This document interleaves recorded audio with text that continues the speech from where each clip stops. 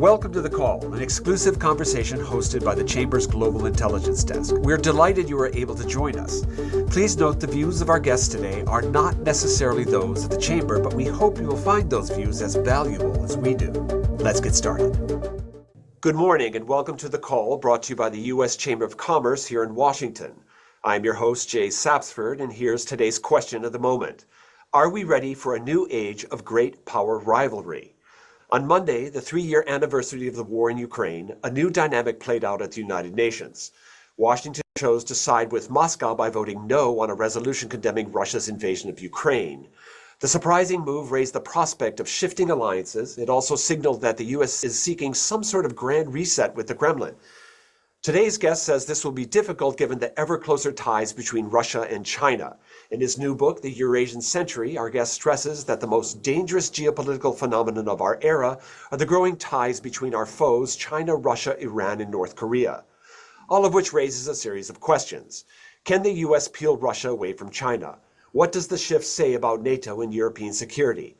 How will these dynamics affect the global business environment? Joining us today is Hal Brands, the Henry Kissinger Distinguished Professor of Global Affairs at Johns Hopkins University and one of the sharpest voices around on geopolitics. Hal, welcome to The Call. Thanks for having me. Hal, President Trump's critics have their theories, but strictly as a matter of strategy, what do you see as the goal of the U.S. overtures to Russia?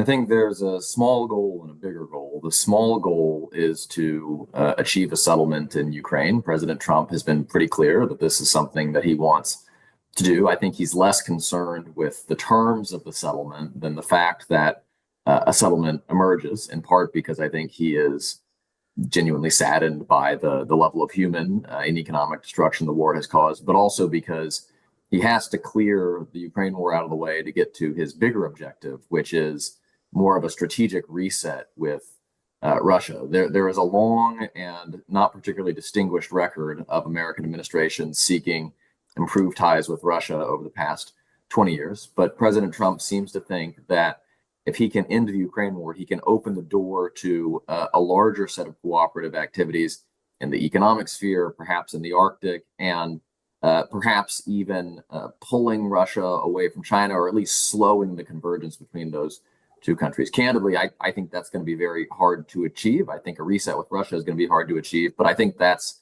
the theory of the case. If he pursues that, it seems like this is sort of like the reverse of Nixon going to China in 1972. Won't that lead to rather easy terms on Russia that will in fact embolden them and actually strengthen the ties between Russia and China, because it'll make them think that, hey, our strategy up until now has been working?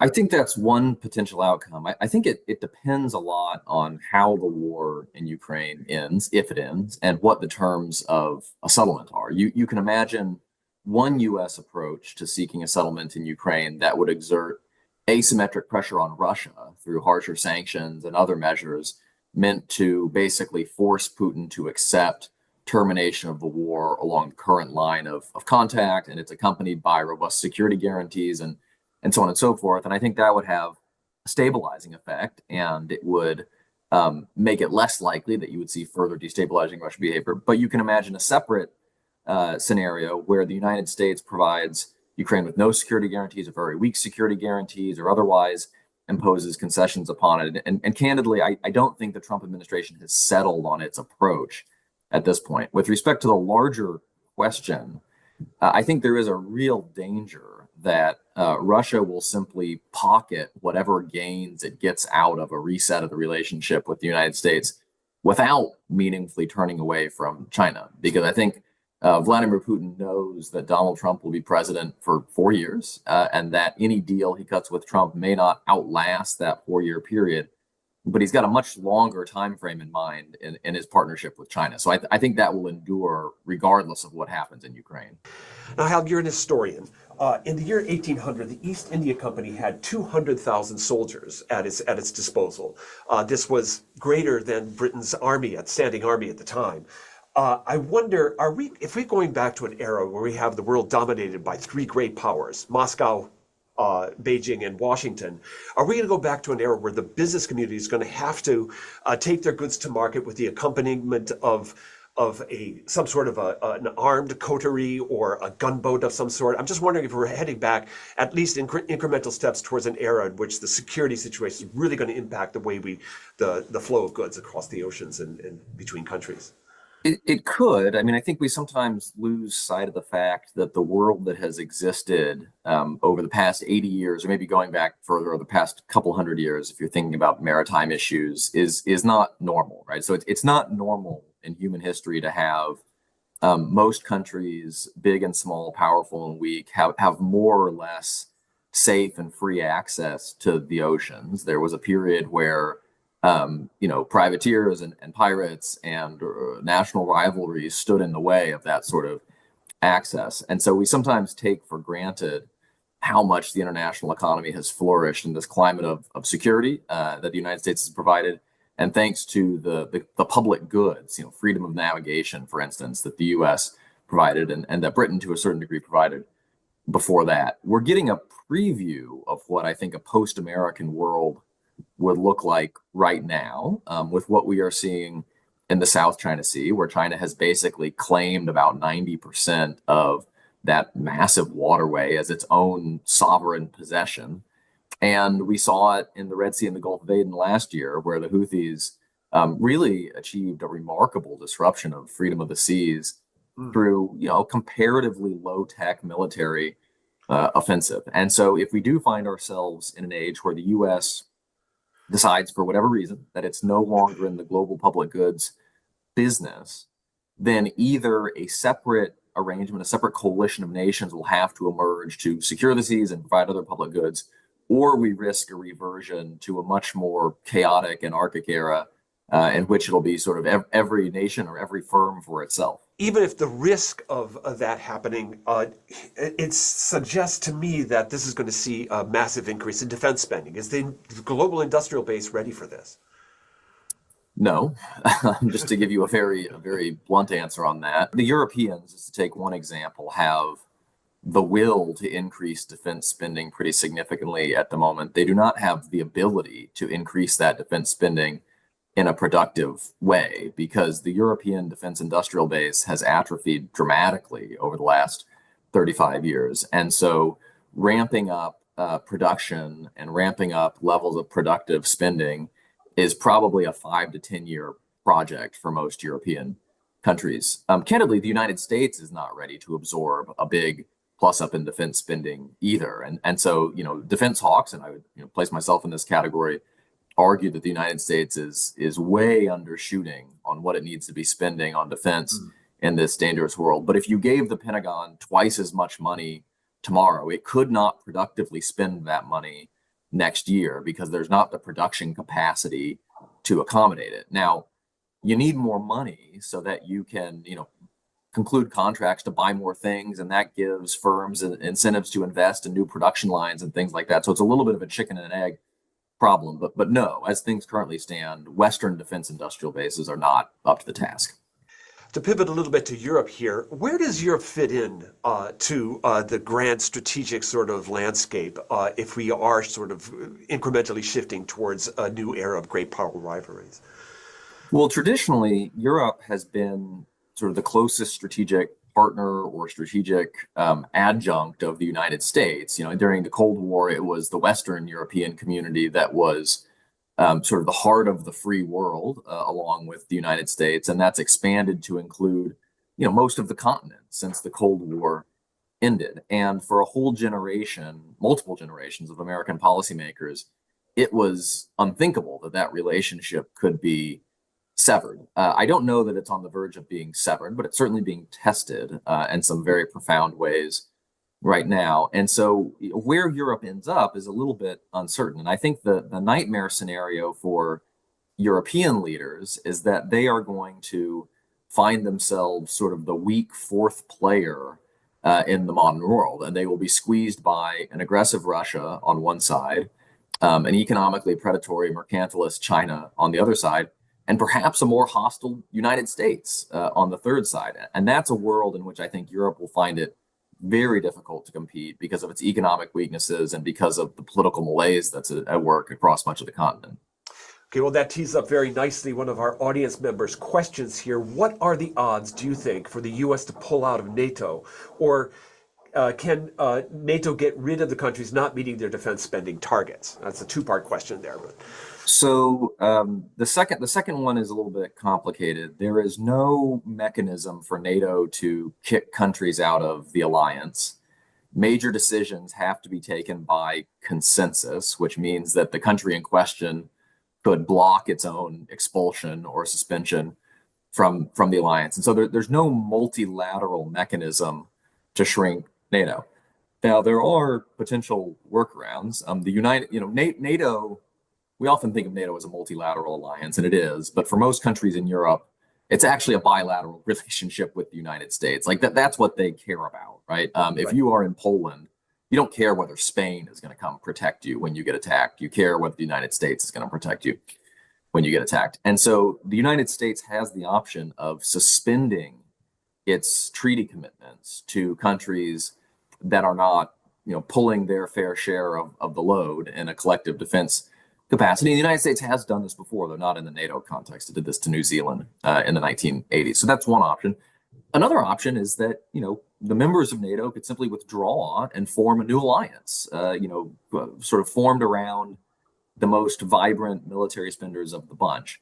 As to whether that will happen, I don't exclude the possibility that President Trump might say, we're no longer in the business of protecting countries that don't spend whatever the percentage of GDP is on defense. I still think it is less than 50% likelihood that President Trump would simply withdraw from NATO, because if he did so, he would surrender the lion's share of the leverage that the United States has over European states at a time when he wants other things from Europe. And so I can't exclude the possibility, because there's certainly no love lost for NATO in this administration. But if Trump, really is the negotiator he styles himself as, he's losing a lot once he finally follows through on that threat to quit. See, now in your book, you argue that the threat to the rules-based order is not necessarily any individual country, but the growing bonds between Russia, China, North Korea, and Iran. I wonder if you could just sort of touch on that and also, as quickly as possible, weave in this notion that the prize here it still remains the Eurasian continent. So for the past 120 years or so, Eurasia has really been the strategic center of world affairs. It's where most of the world's people live. It's where most of the world's economic resources are. It's where most of the world's military potential are. And so the nightmare of American and Western strategists in the 20th and early 21st centuries has been that a bad guy or a group of bad guys are going to become geopolitically dominant within Eurasia and then use that as a platform to project malign influence around the globe. We've gone through multiple rounds of these struggles over the past 100 plus years. The fourth one is the one that's unfolding today, and you have sort of a free world community of democracies around Eurasia's margins, and this cohering group of autocracies closer to the core: China, Russia, Iran, North Korea. The relationships between these countries have really flourished in recent years, and during the Ukraine war in particular, because Russia has become more isolated from the West, more dependent on its partners in the autocratic world. And so whether it's in economic terms, military terms, technological terms, swapping of expertise on sanctions evasion, or a variety of other things, these relationships are much denser than they have been before. And they really do magnify and multiply the threats that these countries individually pose. We've got a couple of related questions coming. I'm going to ask them both at once here. Where do you see the BRICS organization in 10 years? And will Russia and China continue to cultivate and pull India and Brazil away from their non-aligned positions?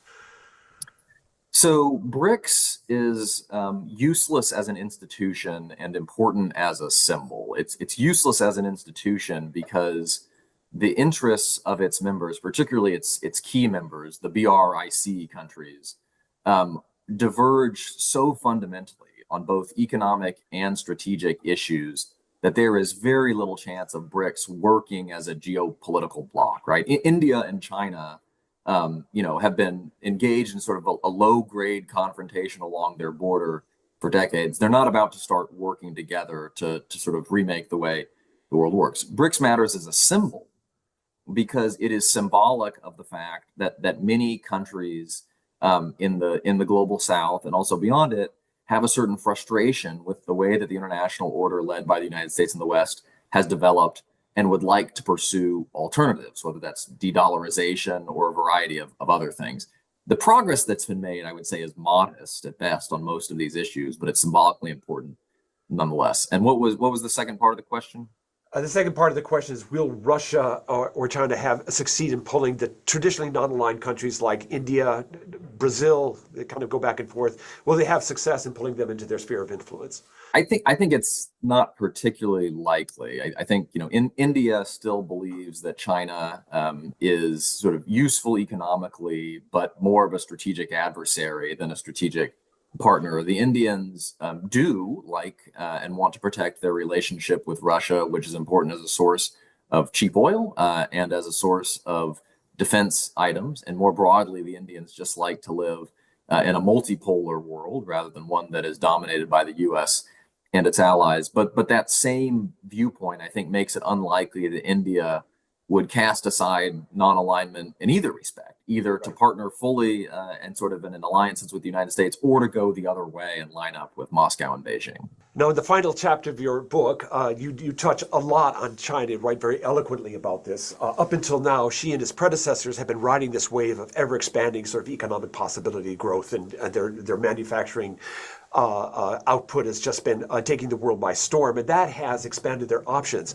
Now we see signs that China is facing some pretty severe economic difficulties, and one would argue that perhaps the difficulties are even greater than what China is letting on. Certainly, the number of 5% growth from last year is kind of hard to believe. In that world, where suddenly Xi might be looking at a closing window, how might the Chinese leadership react, particularly given, these sovereignty issues seem to be legacy issues for the current leadership?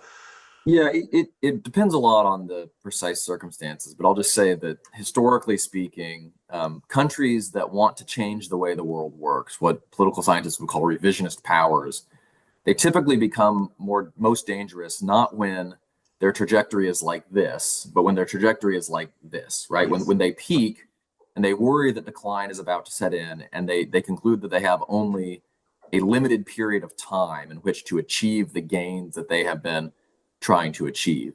What makes this problem so tricky in China's case is that China, in my view, is peaking economically. It's not going to continue to close the gap with the United States. If anything, that gap may get wider.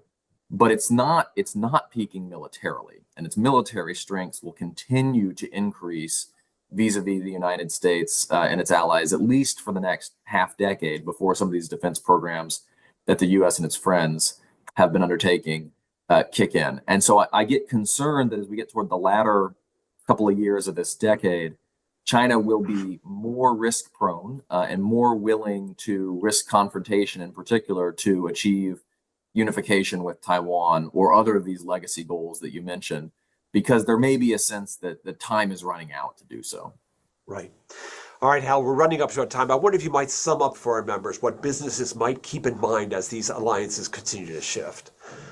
Any final? I would just say, look, there's no going back to normal. If we think that the post-Cold War era is sort of the baseline for international affairs, where you have relatively frictionless ability to invest and trade across geopolitical lines, that period was a profound historic aberration. It's over, and it's not coming back. And so businesses are going to need to get used to working in a world that is much more divided geopolitically, much more fragmented in an economic and perhaps in a regulatory sense. And they're just going to have to get much better at sort of navigating the differences between one geopolitical bloc and another. And they're going to have to do all this at a time when there's huge uncertainty around questions like, will the free world remain cohesive and united, or will there be a parting of the ways between the U.S. and Europe? So expect a lot of volatility. All right, our audience has had their morning shot of informational espresso, so we'll leave it there and tackle the day. Hal Brands, Global Affairs Professor at Johns Hopkins University, thank you so much for joining us. Thanks, Jay. And a warm thank you to you, our members, for joining us today. If you want to connect or suggest a topic, reach out to us via the email on the screen or join the conversation on LinkedIn. If you missed an episode, you can see the replay on our website or catch our podcast edition anytime on Apple, Spotify, or wherever you get your podcasts. This has been The Call, brought to you by the Global Intelligence Desk, asking the right questions